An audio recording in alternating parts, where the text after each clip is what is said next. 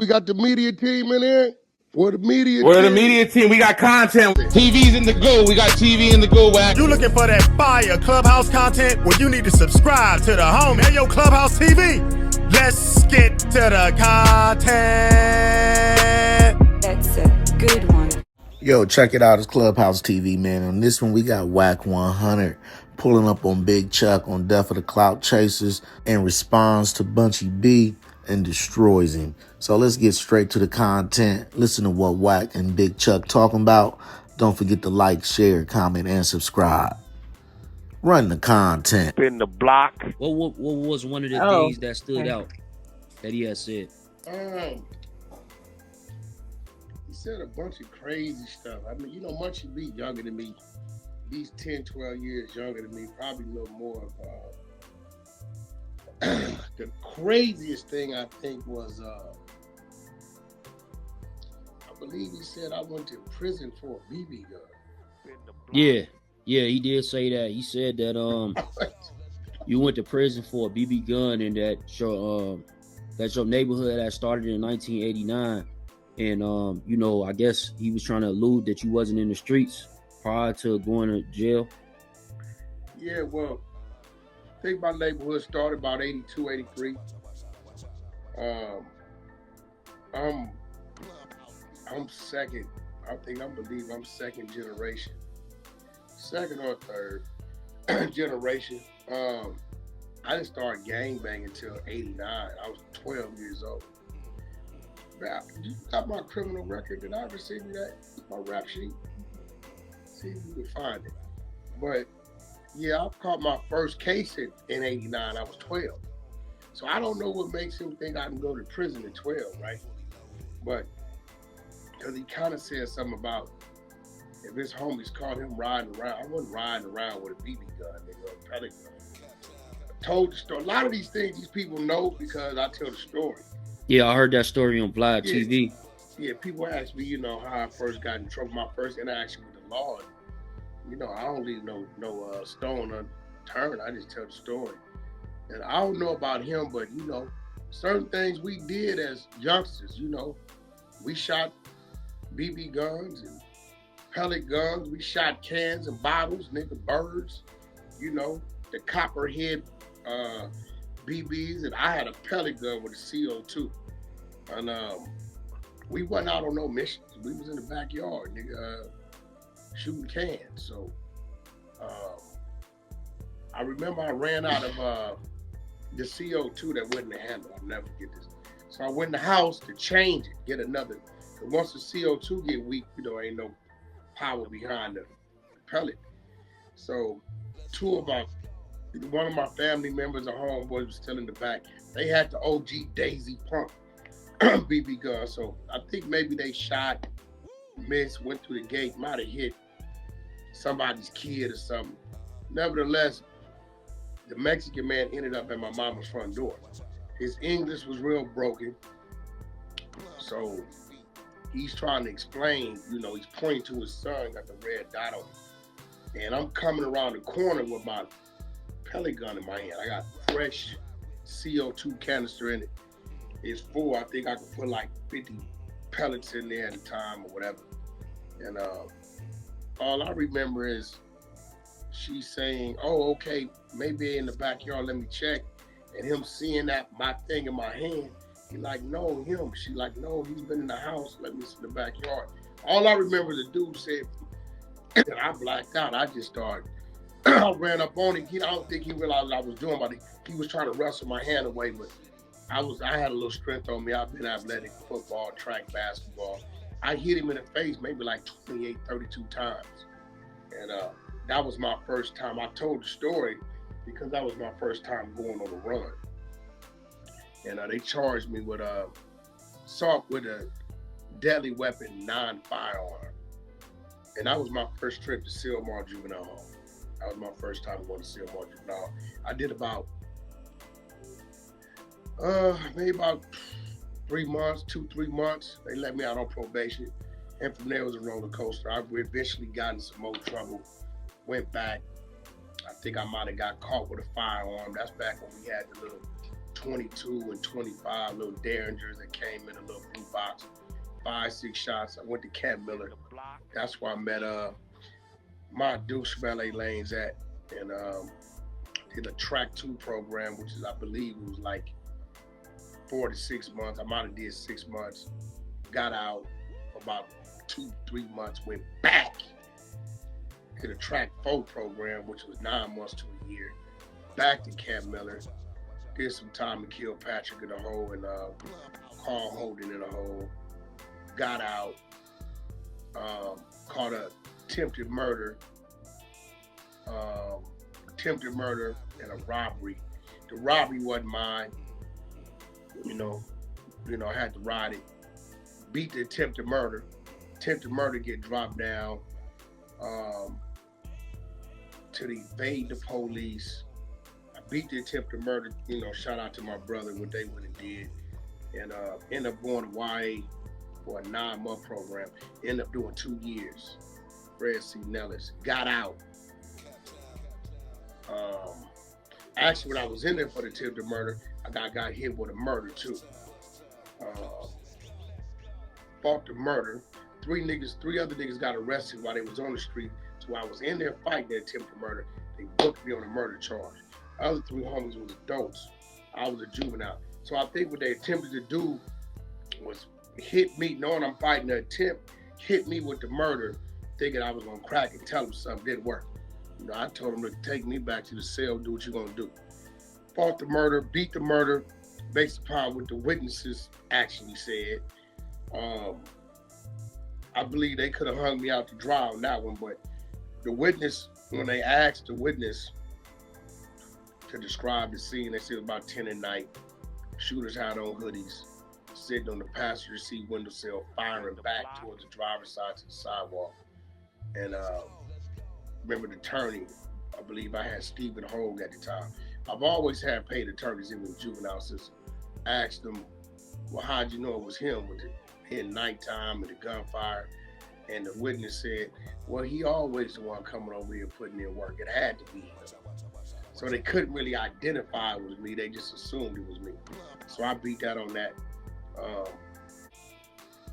End up going to YA, got out of YA, and then I was home for a minute. Maybe about 4 or 5 months, maybe, not even that long.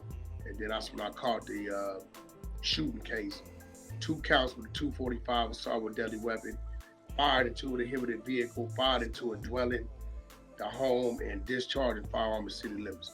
And that's what I went to the penitentiary on as a minor. So I don't know where he getting his information. Another thing that bothered me was the nigga called me a failed gangbanger.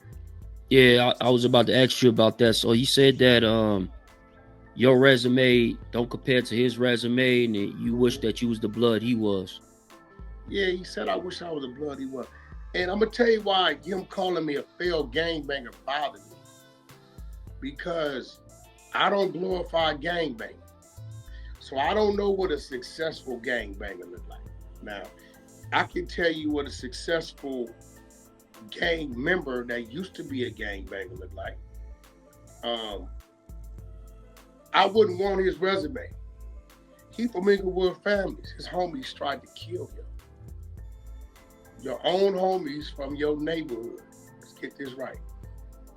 From your hood, not an enemy, not a 6-0, not a legend, not an IBC, not a 40. Another Inglewood family shot you in the head. So that lets me know either they thought you was finna snitch, you did some stealing from somebody, you violated. You know what I'm saying? For your homies to intentionally shoot you in the back of your head, you must have violated. And it was a lack of respect. It's a lot of motherfuckers want to do something to me. It's a lot of want to do something to a lot of motherfuckers. But it's the respect either for me or the fear for me and the respect of people around me that's associated to me that keeps a lot of these things from happening, right? So when he says you a failed gangbanger, you're sitting there with no eyes. You can't see. and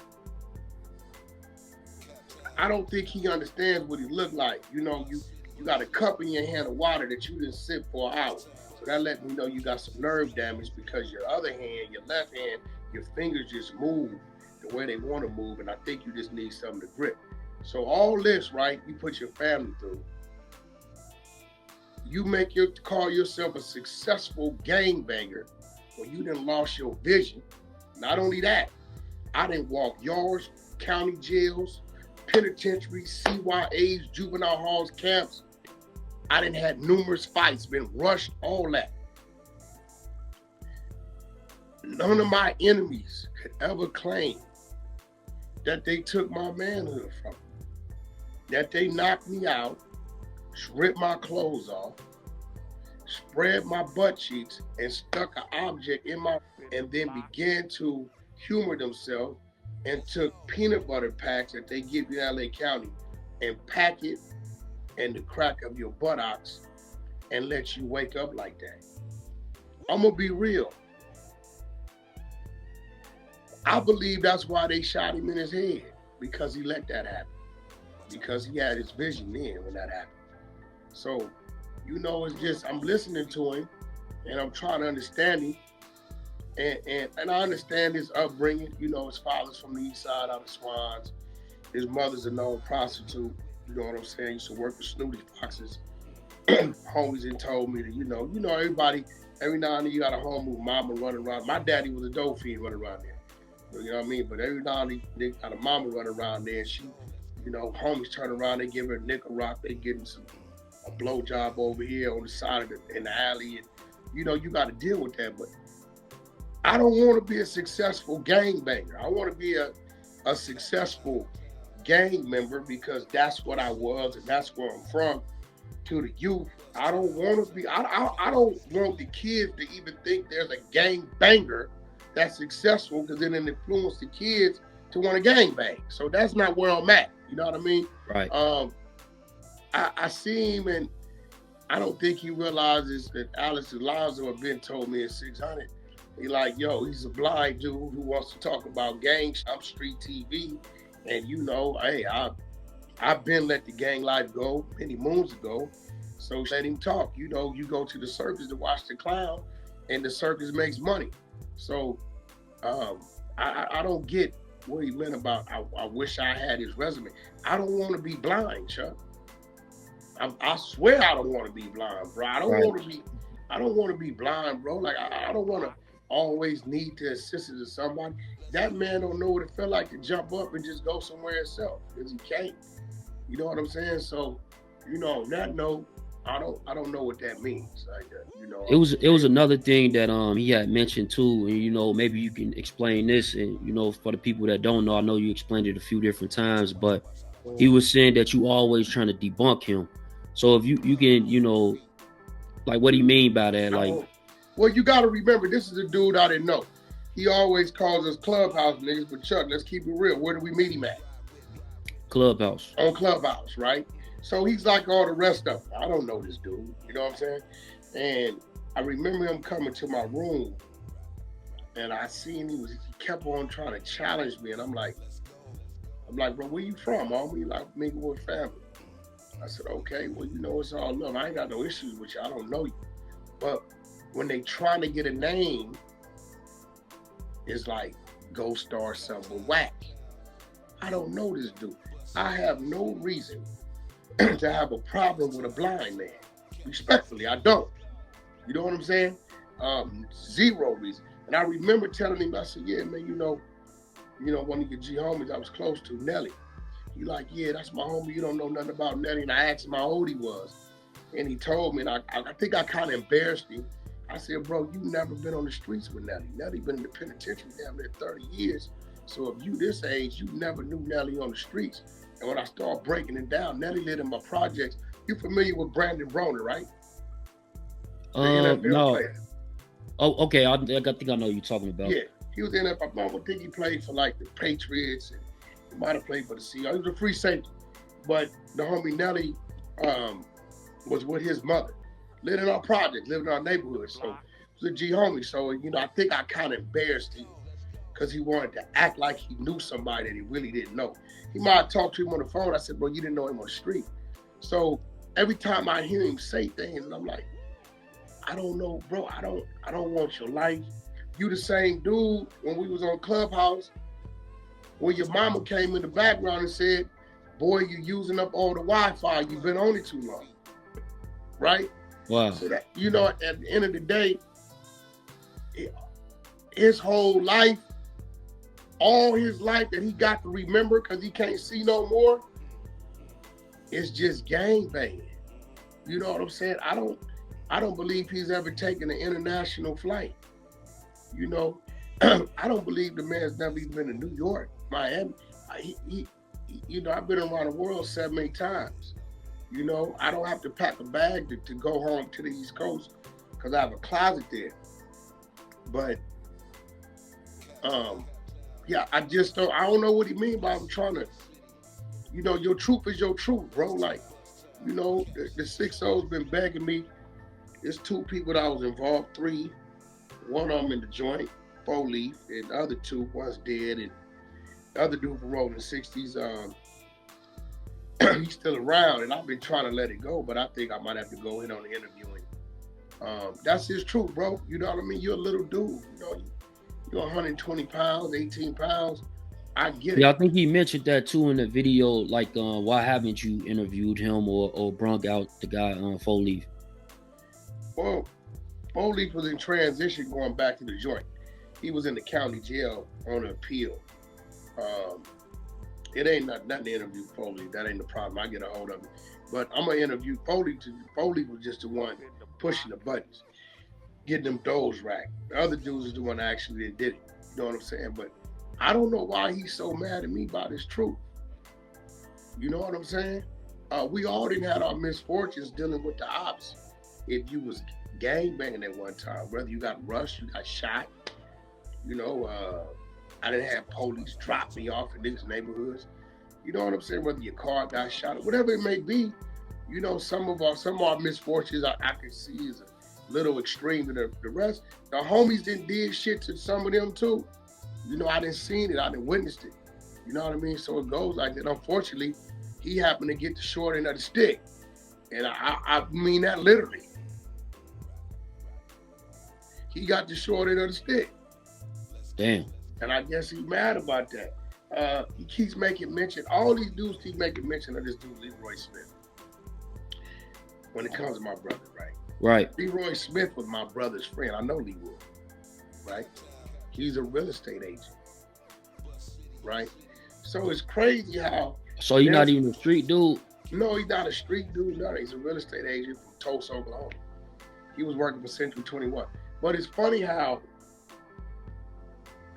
this is a dude that was arrested and then found to be innocent. We knew Leroy didn't do this. You know what I'm saying? They booked him on it, and then they found him innocent. So he keeps saying, this gangbanger, why you ain't did nothing to the nigga that brother? Well, Leroy ain't my brother. I think these niggas is working for the police. I think they want me to get emotional and say, well, the real nigga that did it is such and such, and he ain't here no more, right? That satisfaction goes to the people involved and the people that know what's going on.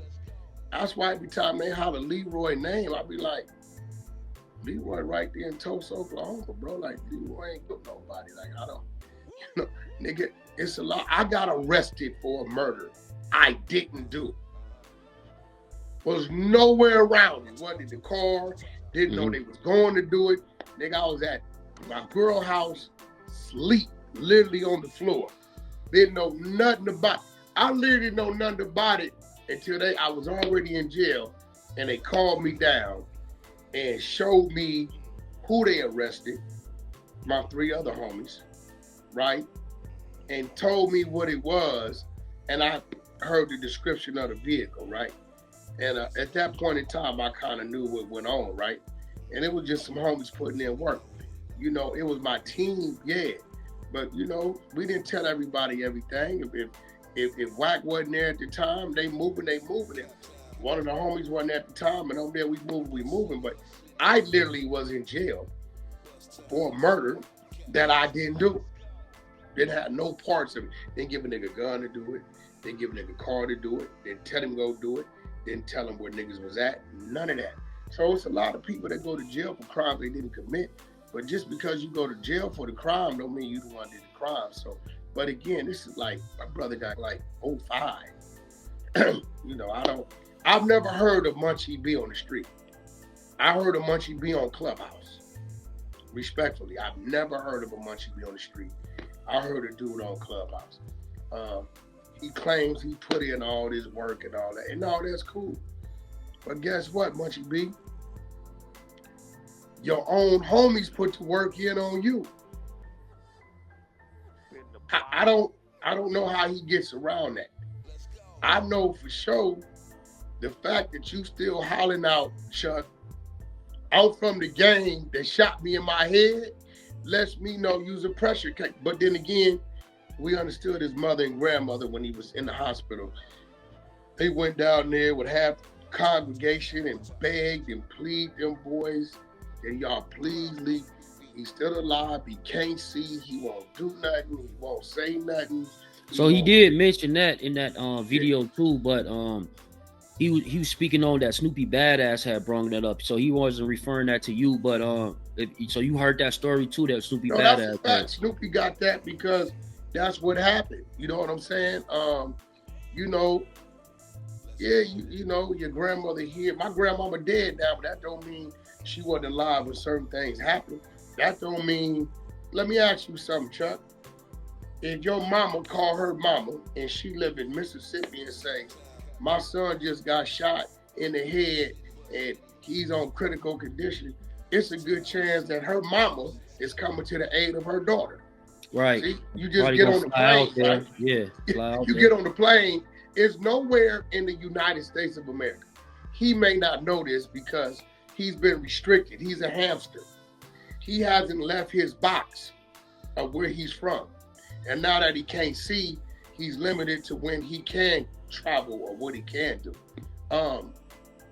It's nowhere in the United States of America, Chuck, that you can't be in 6 hours. If you're in New York and you got to make it to LA, 6 hours. Miami, LA, 5.5. There's nowhere you cannot be in the United States in 6 hours. So it's not like it's a big deal.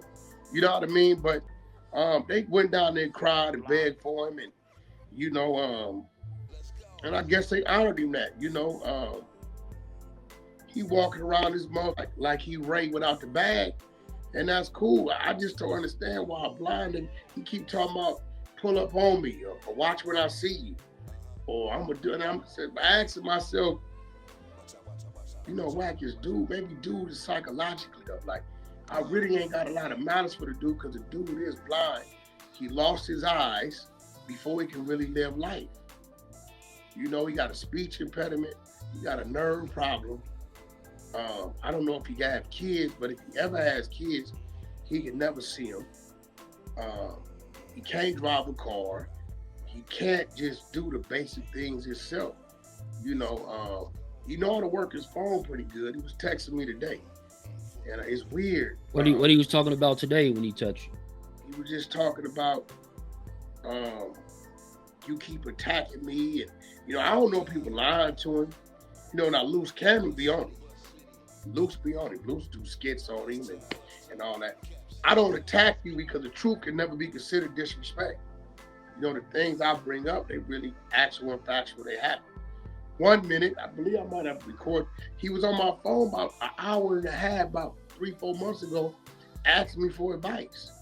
This is what I don't understand. These same dudes, when they ain't around nobody, they call and they one way, like literally asking me for advice and what I think he should do. And he's taking my advice because I'm the one who told him he needs to get off the thing with Spider-Lo and do his own show. And if he does anything, just do a solo with Alex Alonso, but do your own thing. I told him these things.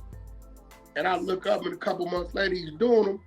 But now he's doing them and he talking crazy. Like, I don't even know how to take it. He mad. He told the police. He the one said he worked for turn in information to get paid for it. I didn't say it. I was on the phone talking to him, 600. They got the content on him. And he said it. He said, yeah, I get paid. I pull up, and wherever it's a problem at, I get the details information. I punch in information in my phone to this app. It go to the people, and he get paid. He said that. I didn't say it. Yeah, I remember hearing that audio myself, and he did say that. I believe that he was asking for, I think Rockstar to take that down. Yeah, but he said it. You know what I mean? So one of the things that he had said in that video, he had mentioned, well, the title even said, it says that Wack 100 is banned from Chicago. And he had mentioned the Danny Boy situation. So people didn't know you spoke on Danny Boy, I think, with the Young Buck situation. And not Young Buck from G Unit, but the other Young Buck from Death Row. And he was just playing that back, and how the guy Danny Boy was responding to you. You got anything to say on that? And I never knew Danny Boy did that content first time I saw it. So if you follow what Danny Boy says, right? Danny Boy said, I told his ex-wife I hated on him to his ex-wife, right? Peanut Butter Man, Munchie B, is saying, you hating on a gay dude to a female. Now, let's rewind this. His ex-wife, Chuck, lived 2 doors down from me, same side of the street. Right? Wow. Yeah. Same side of the street. So I don't know Danny Boy dealing with her at all. One day I'm rolling. I think I'm leaving the Pepsi, so she called me. She said, Cash. Her name is Ari. That's her name. Her name is Ari. Shout out Ari. She lives in Atlanta right now. She's a travel agent. She said, Cash, what's up, Ari? She said, guess what? I said, what up, boy? I'm getting married. I remember we grew up together. We from kids. She said, I'm getting married. I said, okay, that's cool. You're getting married to. She said, Danny Boy. I said, what Danny Boy? The homie from the set? Yeah, he way older than you? She said, no, Danny Boy from Death Row. Right? I say, Ari, you can't do that. Right? She said, what you mean? I said, Ari, you can't marry him. She's like, you not happy for me? I said, I'm happy, but Ari, he's gay. This is like 2000, dog, this like, I don't know, 05, 06, 04, somewhere, 03, 06, 04, somewhere in there like that, right? I said, Ari, he's gay, right? So she gets mad at me. Chuck, and sometime this week I'm gonna call and let you talk to her. She gets mad at me. She said, you supposed to be happy for me telling me some shit like that. The nerve of you. She hangs the phone up. I did my part. Right. Years go by. She have a kid by him, a son. Next thing I know, I get a call. This probably about maybe 5, 6 years go by. She crying. I said, what's this? Ari, what's wrong? Why didn't you make me understand? Understand what, Ari? Damn. Look, what's wrong? By this time, Ari done left Cali and they in Atlanta. I said, what's wrong? I know Ari, mama, daddy, her sister's brother, we grew up together. She said, he's leaving me. He left me for a man. I said, who? She said, Danny Boy. She says, and he says he's doing a tell-all book. Now, if you listen to what I'm saying, Chuck, everything lines up to where Danny Boy did a tell-all book. He did all that, right? Right. I said, Ari, I called, I warned you when you told me. She said, yeah, but I didn't believe you. How did you know? Right? And, I told her how I do. I said, yo, he got caught with Young Buck doing, right? Hold on, let me see if I can. Doing some, I told her, like, you know what I'm saying? So, cause by this time the music was over and he was just like, used to go pick up Suge kids and run errands and and do that type of trust in it. Yo, Reg, who was the young buck? Young buck, the one be around Ray J, niggas on LA Young Buck. Huh? Hey, shut up. You better No, Reg, we keeping it real because I'm just seeing the content like I'm lying, Reg. You know, a lot of times you say, I know because I was around to be real shit. It be sounding crazy, but it be real. You know what I'm saying? But let's just keep it real. You know, that Danny boy. Okay, so I don't know why he speculating that I'm telling a lie. It's what it is. Like, you know. Yeah. What he said that? Yeah, he said he never was in a room with. He said he never was in the room. Don't know the nigga. Like, you talking about Danny Boy now? Yeah. Yeah. I was gonna say Danny Boy. I mean, Young Buck, he always call him Baby Diddy keep it quiet. I know. I thought about it. Yeah, he does the same. Wait. What Young Buck do? Because he do the same to me. Yeah, you know, like, why you doing that? You know, why you doing that? Uncle, don't do me like that. I love you. You my uncle, you know. Yeah. I'm going to tap back in with you. That was a blind phone call to Reggie Wright. All I said was, who was the Young Buck? You heard it. Right. Yep. Danny Boy. Right? So, Young Buck has remained to be around us. You know, he's LA Buck on Instagram. Right? He's remained to be around. He's a close friend of Ray J. He's a close friend of mine. I consider him a little brother, but it is what it is. He do a lot of great business. He always considered himself dog pound, though. He never considered himself death row, right? But at the end of the day, it's like, I don't understand, like, my nigga, your truth is your truth. I ain't got to tell no lies about that. It just is what it is.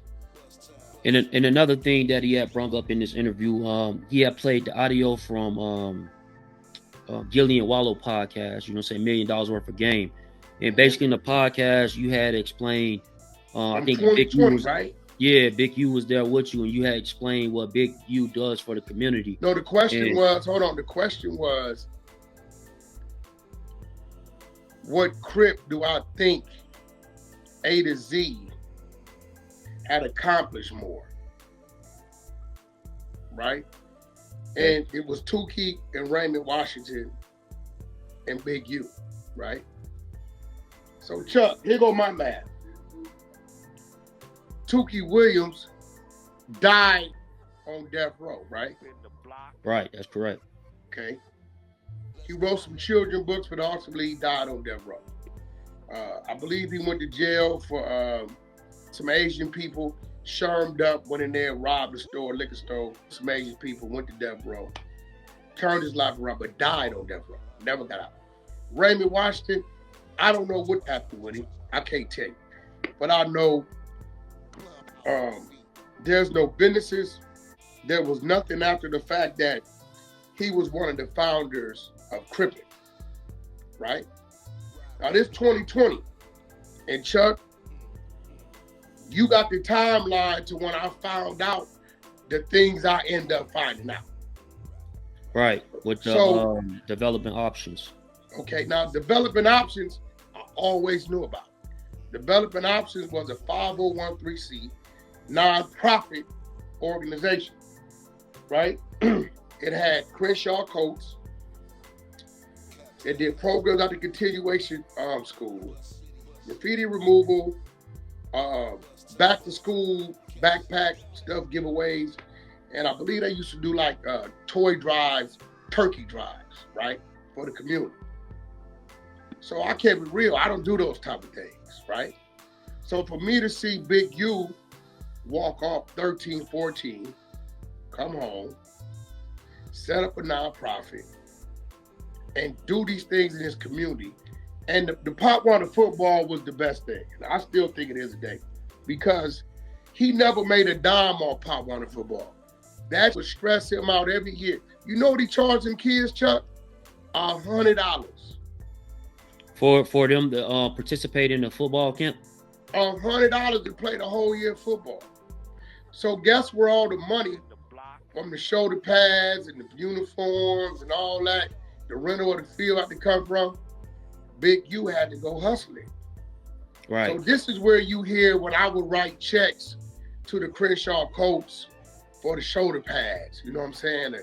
Or the helmets, right? So we all would chip in, all the industry dudes, ball players. You know, I called niggas like, yo, bro, game would post on his Instagram for the sign-ups to get the kids there. So the beautiful part that I did see was this. Although practice was at Crenshaw High or the other little junior high school, I forget the name of it. And the owner of it was from Rolling 60s. And the majority of the coaches were from Rolling 60s. It will be kids from all the surrounding so-called enemy neighborhoods coming to join the team, right? So what I saw him doing was bringing the kids together early before they became enemies because they was from these different sets. So everything I said right there, I meant. I don't take none of that back. But I never knew about a grid or none of that. I just knew developing options as a 501(c)(3). And I associate and identify 501(c)(3)s with what I know churches to operate under.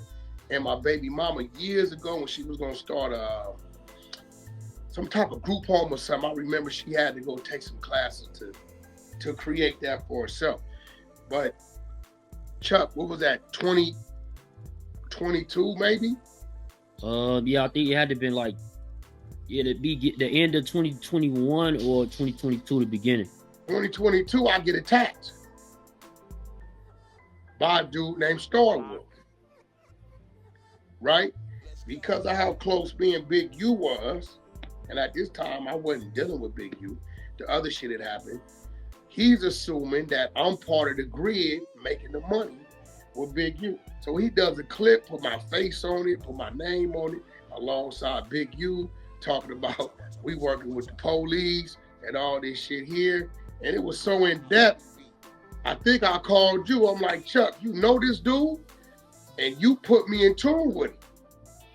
Right. Yep, that's how that went. And I was telling you, like, before I even reached out to him, I'm like, well, you know, this dude don't like you. And he said that you involved with Big U and y'all basically in the same boat. And he was like, no, reach out to him for me. Let me talk to him. And that's when he pretty much was like, he don't want to talk to you. But then I sent you that paperwork. Like, you know, well, this is what he's promoting on YouTube. I think you went through it, and within 24 to 48 hours or something, yeah, you had something to say about it. Yeah, because what got my attention was the BlackBerry. All those years, because Big U was not a computer savvy type dude. You understand what I'm saying? That ain't what he does. So I was asking him, why you got a BlackBerry? You know, he had a regular phone, an Android, an Apple, whatever it was. So why you got a BlackBerry? And he would always give me an excuse, oh man, this is a backup phone, whatever. I never really heard the phone ring. So when I'm reading the paperwork, that the link he had, I see it says, issued from 77th Street Crash Division, BlackBerry cell phone to correspond with law enforcement. Nigga, I couldn't eat for a week. Now I'm nervous. So I don't know how I got dude to get online with me. Maybe he heard me run a room on it, right? Mm-hmm. And I remember talking to him. I said, bro, I don't know nothing about what a grid is. Nothing. I see you broke it down. I'm not questioning it. But what's up with the paperwork? Paperwork come to me, the raw paperwork that he was breaking down. So I'm reading. I'm going through it like 100-something pages. I couldn't believe what I was seeing. Because now I'm like, dude is a double agent. This nigga's really the police. This nigga really, he had never all them years, Chuck mentioned grid, 77th Street Division. None of that. I used to ask him, you know, was he paying for the graffiti shit and all this? He said, nah, the city or whatever donates it. So that was my way of saying, well, he got some ties to the city. Some ties to city funding. Like a mayor or something, right? Yeah, whatever that was, right? But I think Starwood went and checked McCormick. He said McCormick got one too. So when he went and checked McCormick, he said, nah, Wack, you ain't on that. Ain't never been on. I said, bro, I don't know what the fuck you talking about. Educate me on what this is, bro. I said, look, bro, you been to the pen? He's like, yeah, Wack, I been to the joint. I said, bro, this shit got me nervous, homie. we ran together for many years. So you telling me he go back to 2011 doing this type of thing, I'm starting to think about things, right? So I think Star Wars Phenom was sincere, and from there we started building. That's how I started to understand what the hell the grid was, and that dude is really working with the police. So I don't take nothing back that I said in 2020. Matter of fact, even today, the things he does with the youth, the football, if he's still doing graffiti removal, all that, I still don't have nothing bad to say about that. It's just that you rolling 60 and politicking over here on this side, but then you communicating with the police on the other side, and you doing things that I know you got indictments, you ain't went to jail, you got this going on, that going on, and it's like, my nigga, you an agent. There's no gang member that I know to where it's okay to have a contract with the LAPD and get paid when it says you got to deliver gang information, gang activity, guns, gang hotspots, and in order to keep this contract, it's an annual performance, and you have to perform or we pull the contract, which means you have to provide these things. And he's been having this shit for 13 years. He went from 550,000, I think he's at like 2.2, 2.4 million. He constantly, every 2-3 years, they bumped him up. His first raise, Chuck, you read it, was 444,000, 440 or something. So Right. he's performing. So, you know, I don't know if people got a brain, but it's like they say, look, it's an annual contract. At the end of the year, we see out your performance. We're either going to pull the contract, leave you at your pay, or keep you there, renew it, and then give you a raise. He's been performing. So I don't take nothing back that I said in that clip. No, I got you. And then another one of the things he had mentioned in the clip, and this is the crazy part, right? Because, you know, I heard Munchie B speak on this subject before with this CS2 back. I heard Brick Baby speak on it before, and I recently just hearing them both, like even in that video, he said like basically he's alluding to it being fake. Brick Baby, about a week ago or 2 weeks ago, he was on No Jumper. He alluded to it being fake. You know, and you know, with that whole situation, this CS2 back, I remember you sending me text messages from Mark Stevens, and then I'm listening to this audio of Mark Stevens, and Mark Stevens is saying that when he showed Big U this paperwork would have been in 2017, Big U stopped fucking with you. But just like the interview you mentioned, and it's from 2020. Also, you told me a bunch of text messages from Mark Stevens, like basically saying like Happy Father's Day, you know, Merry Christmas, how's the family? Hey, pictures my of daughter his just kids. graduated. My daughter son just graduated. Sending me their pictures. That's like 2019, 2022, 2021. So Right. I do know I threatened Mark one day. He was playing with me on something. And I told him. And I think Stutterbox kind of vouched for this because he was on the phone. And I think this is the fallout of him and Stutterbox, because Stutterbox was kind of his protection. And I told Mark, nigga, I'll beat your ass. I'll break your jaw, little nigga. I'll fuck you up. And he like, Box, you gonna let him get at me like that? And Box said, shit, y'all two grown men, handle it. And I think since then, he has some distaste for me. But even after that, I've seen Mark in Atlanta.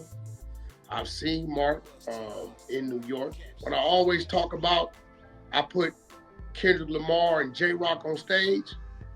That was something Shaq was doing for Mark Stevens' neighborhood in Long Island. You know what I'm saying? Bum B, everybody was there. Jim Jones. So, you know, seeing Mark that day, I would go to Atlanta.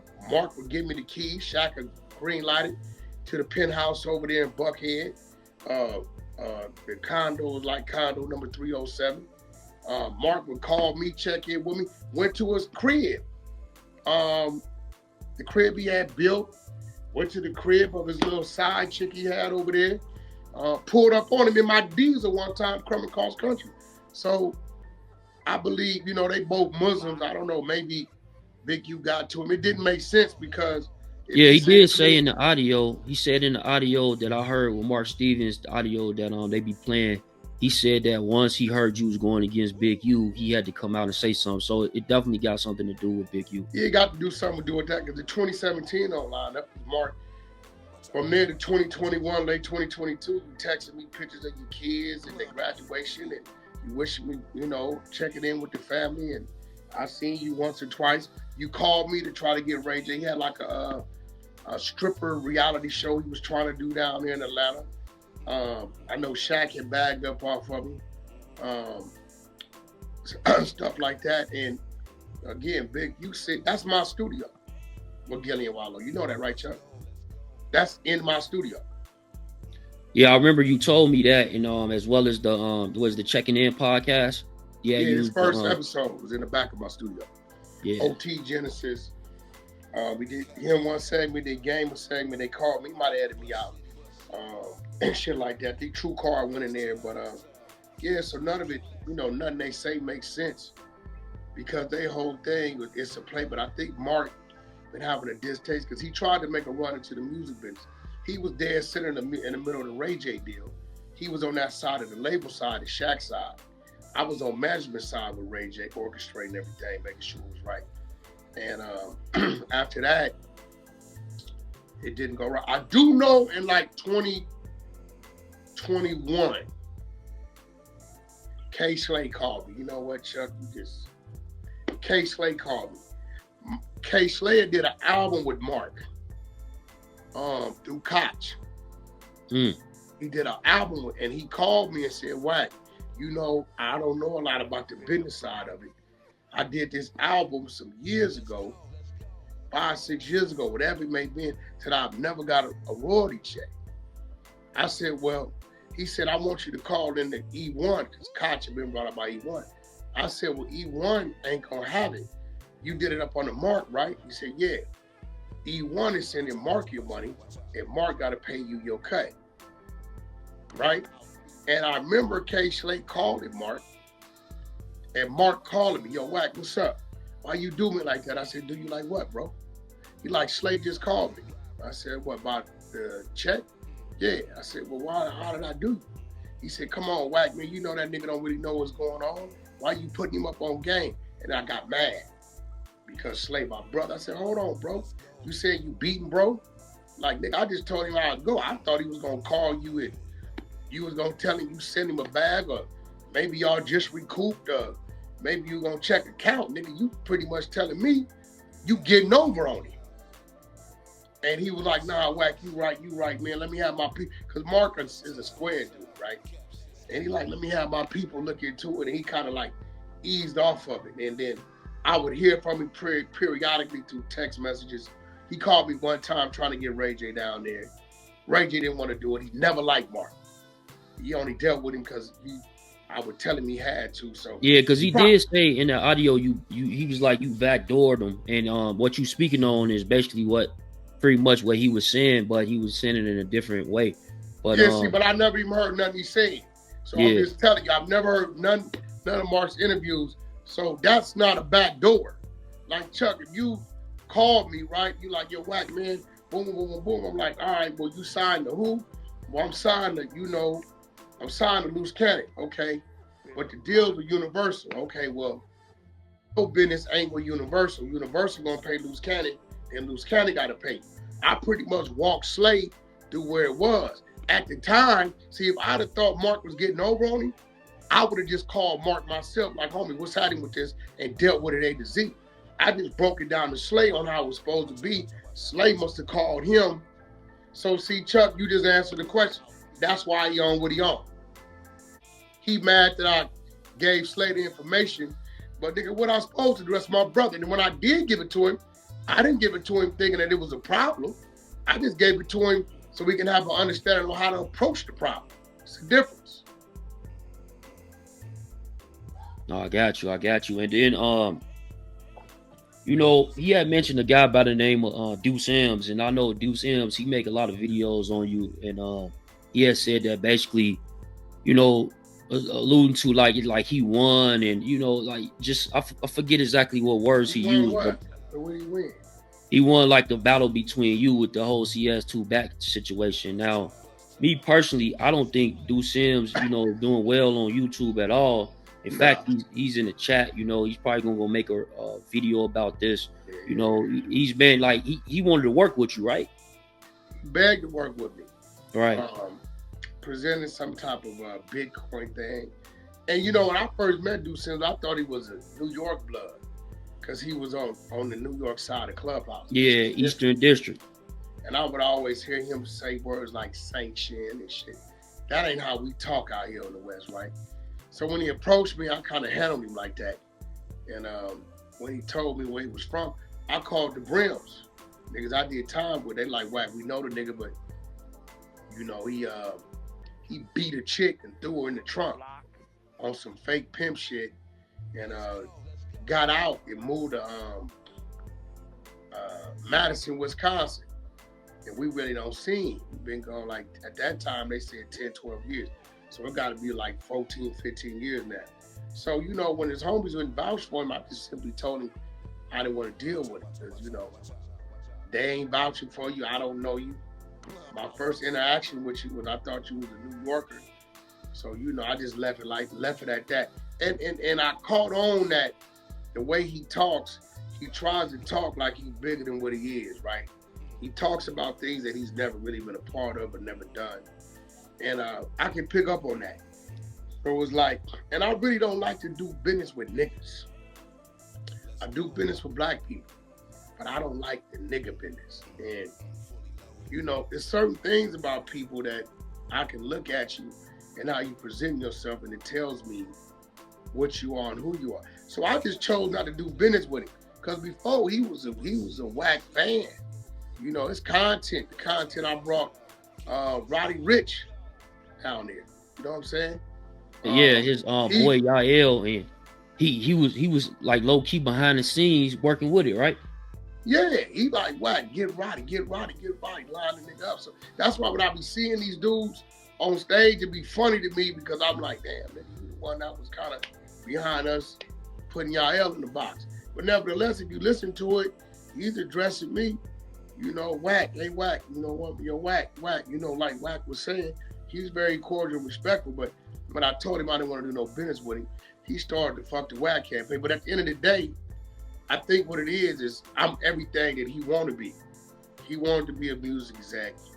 He wanted to, you know, have a label, you know, and then I think he got mad when we exposed about his father, you know, and his father kind of like Munchie, but a little different. You know, he involved himself in homosexual activity in prison. He did a lot of time. Some nigga named John Jr. or something, right?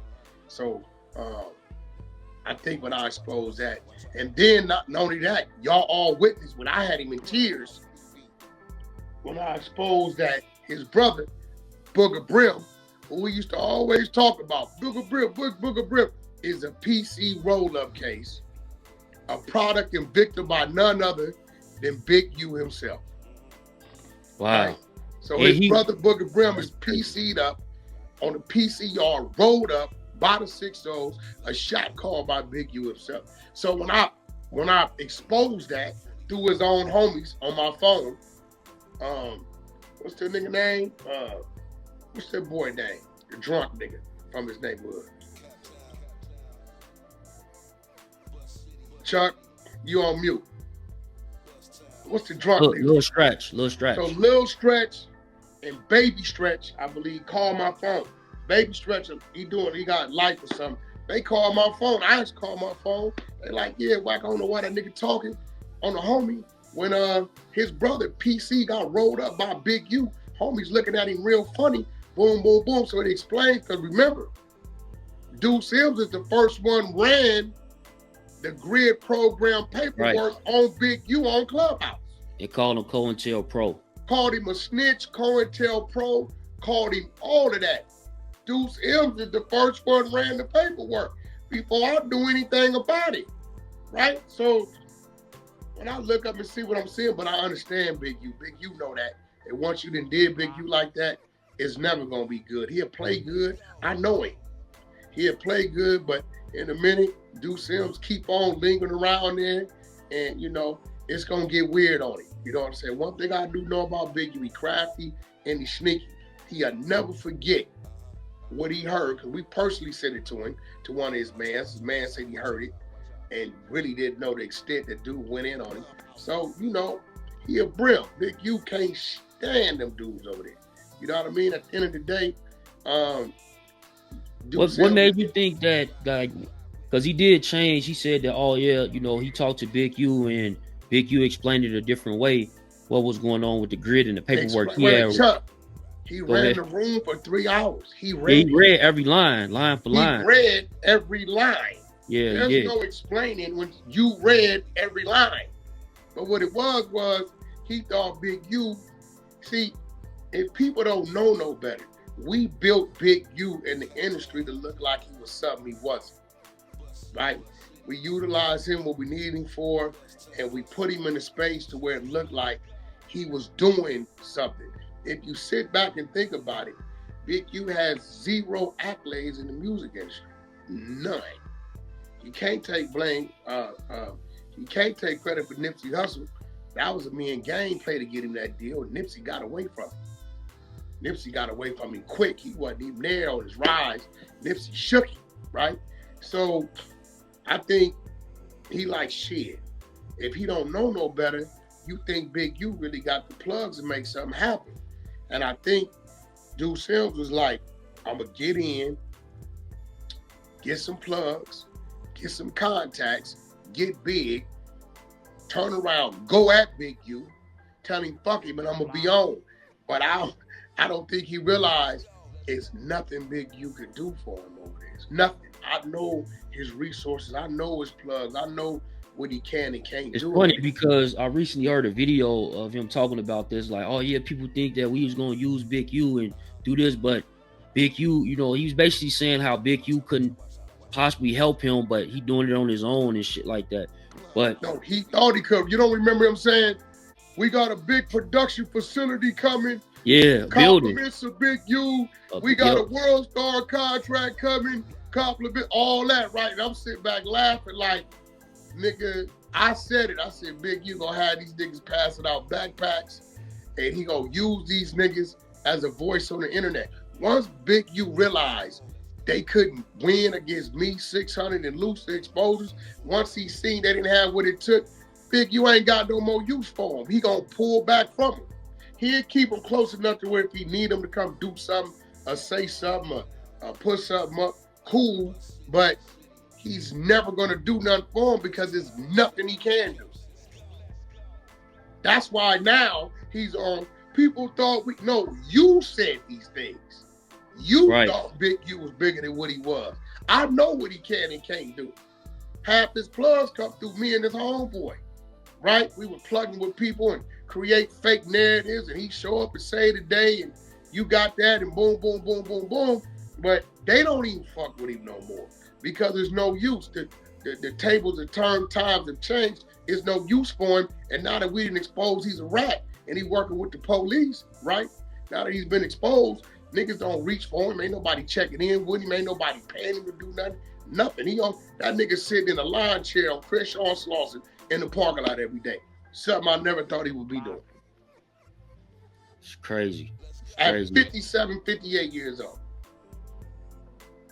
Now, I got to address this right now. So, like, when you were speaking on Alex Alonso a little bit earlier, him speaking to you in 600 about the whole Munchie B situation and, you know, how Munchie B came about even on that podcast platform.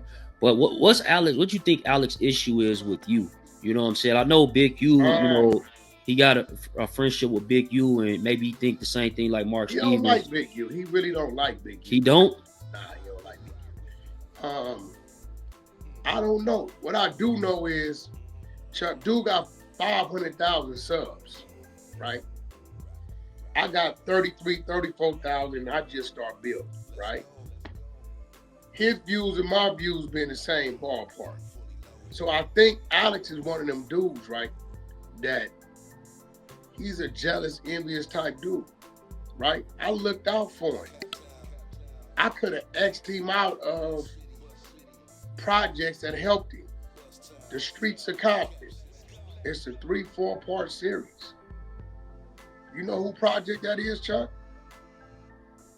That's my project. I didn't know that. Oh, it's a executive produced by Cash Wack 100 Jones. Oh, damn. Everybody in that project come through. I had to approve of. You don't know this game is narrating the whole thing? Yeah. Okay, I did a soundtrack to it called The Streets of Compton. Songs like Roped Off and shit like that is on it. Pulled the album up. I crossed that with E1. That's an E1 project. I executive produced that. If you watch it, you see me in it. Right? So, back then, I didn't know who the dude was. And recently, the homies called, they said, Wack, he used to claim the hood, NHB rolling 20s. Say he the dropout nigga, did some telling on the homies and shit. We look up, he's still working with I think he at the DA office now. So, I don't know. I can't really tell you. I called him to have a conversation, but he's scared to have a conversation with me. I don't know what his problem is. I don't know. Listen, he changed his life around, bro. You know what I'm saying? Like, my salute to you. You know what I mean? He got an office over there on Wilshire.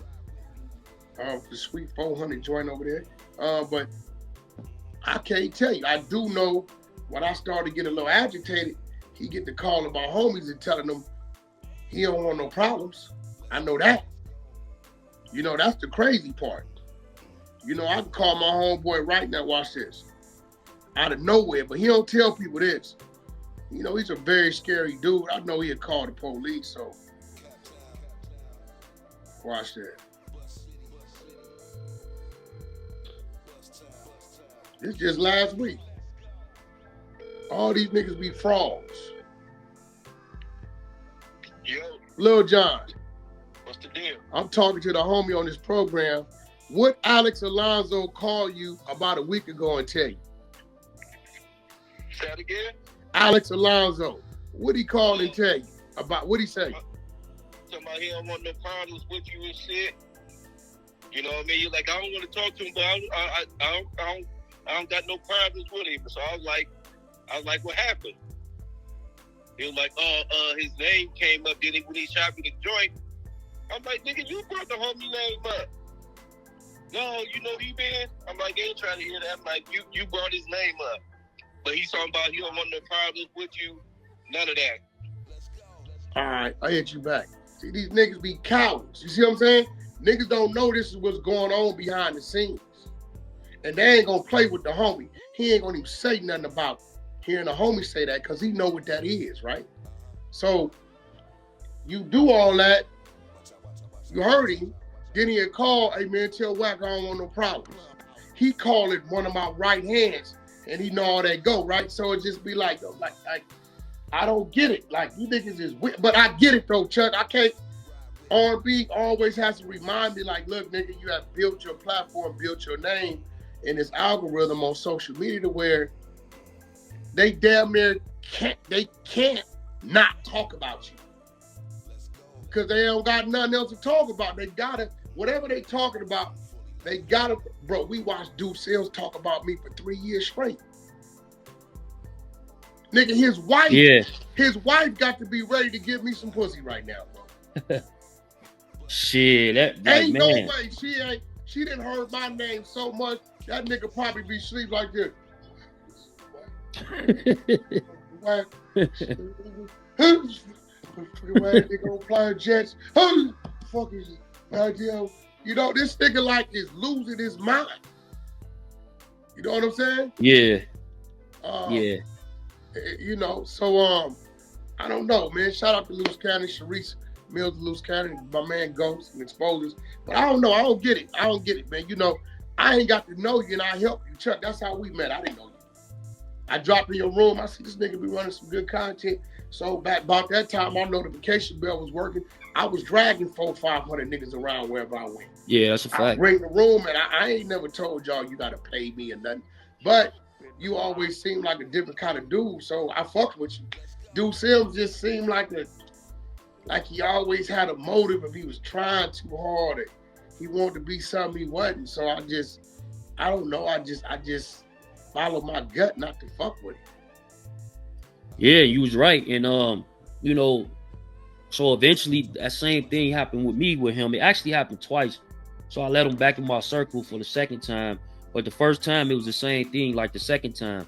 He had got into it with Corey King And, you know, I had known Corey King before I known, you know what I'm saying, him. I met him through Corey King. So I'm like, yo, bro, Corey King can help me out with content. He, and, you know, kind of ushered my platform for the East Coast so I could bring up East Coast people. You know, he always been a help to me, right? So I'm like, I'm not finna beef with no Corey King. Then he had a situation with you, like, yeah, and Wack. And I'm like, yo, bro, Wack come through my room. Wack show me love. Like, what am I beefing with him for? So then that's when they started running with the Oscar Mayer campaign, right? They did that for like maybe a year and a half. But like just speeding up, this whole situation with Dece, I think it's all jealousy. Because he want to be the voice. Like he once told me he want to be the voice of the West Coast and why these people get to talk the way they talk and he's supposed to be, you know, Rella and all this shit, right? So I never heard of that nigga, bro. It's all jealousy. I never heard a dude in my life. I did time with a lot of rims. I never seen him. We about the same age. I never seen him doing no time. He wasn't never a factor. I never heard him on no yards. Never heard him in the Y systems. And back then, homies was hogs. Like you heard of Baby Sonny's, Rock the Bells, Murder Rock, Michael Walden. You know what I'm saying? You heard it when it came to the brim car like that. You heard of niggas like that all the time because we was in there putting in work. You had to put in work because niggas was out. No, I never heard of this dude. I never heard of this dude. I do a lot of business with his G homie, Bistro. You know, put together one of my first lowriders. I never heard of this dude. I see a lot of them around. I never heard of this dude. You know what I mean? So when he on here, I'm like, bro, I never heard of you. When I called to the Brims, they like, we know the nigga, but he just, you know, he ain't like that. So I left it like that. I chose not to do no business with him.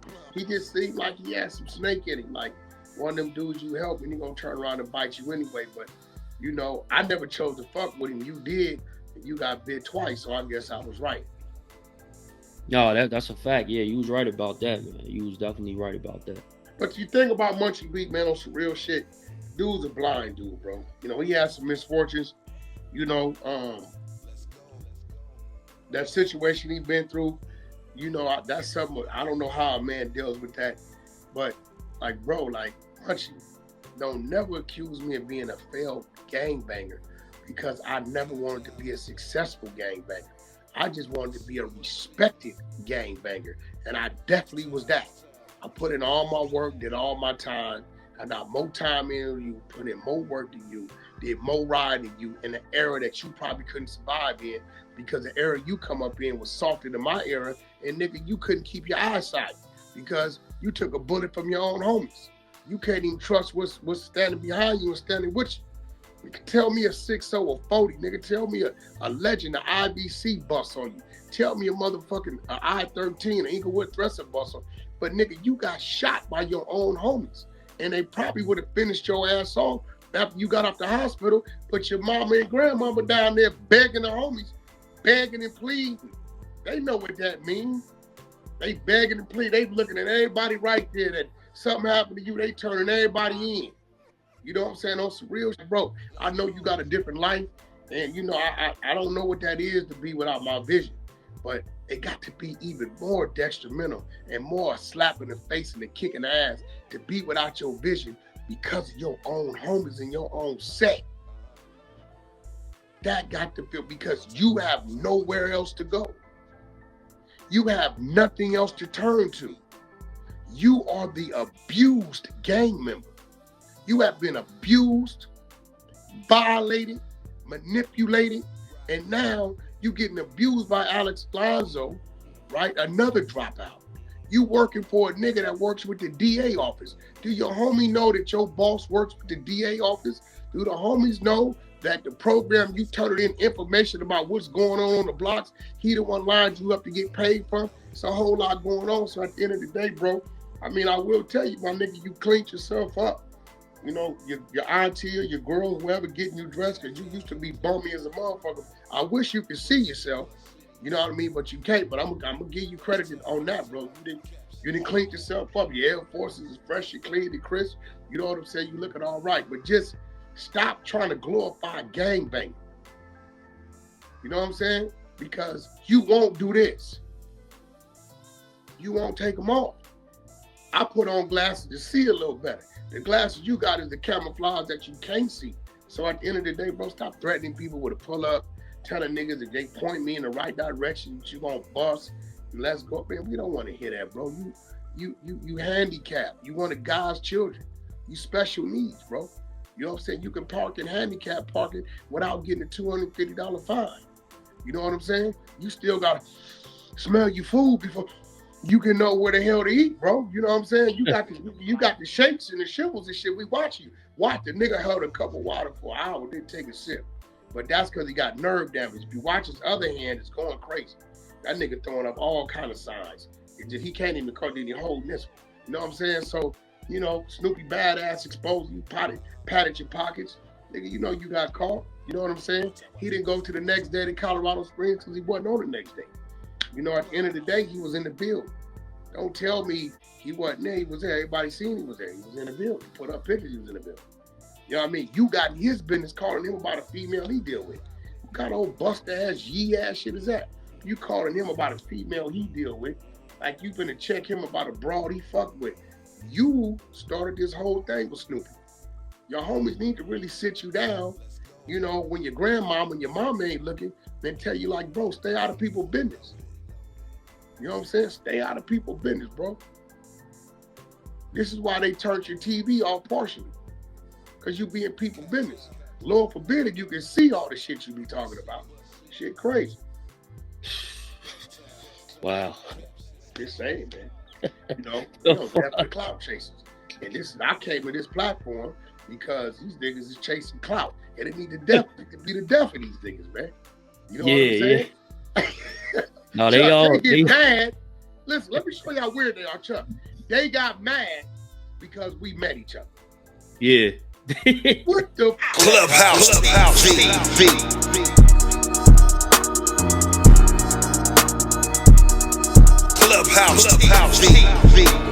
Clubhouse TV.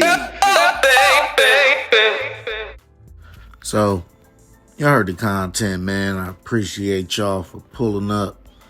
But, yeah, man. Munchie B has some things to say about Wack. But it's really hard to say all these things when it's known that all the things that Wack said happened to you, especially with the peanut butter and what have you. But if you don't know, the conflict between Wack and Munchie B has garnered attention within the hip-hop community. Now, Munchie B, alongside Spider Lope, now they publicly claim they were looking for Wack in the early hours, and they were looking to confront him, suggesting a serious dispute. Now, in response, Wack addressed these allegations, aiming to clarify his stance and refute the claims made by Munchie B. Additionally, Munchie and his associate from the Inglewood family Gangster Bloods have issued strong statements indicating their intent to confront Wack, further intensifying the situation. Now, this ongoing feud has sparked discussions and debates among fans and observers, reflecting the complex dynamics and tensions present in the hip-hop industry. Now, let me know what you guys think about the content in the comments. Don't forget to like, share, comment, and subscribe. Hit that notification bell so you're always up to date when I drop fresh new content. And subscribe to the media team so you get that exclusive Wack 100 content that only the media team can provide. As always, I certainly appreciate y'all checking out Clubhouse TV. Any questions, concerns, need any advertising, hit me up. I'll see y'all on the next one. I'm out, y'all. Peace.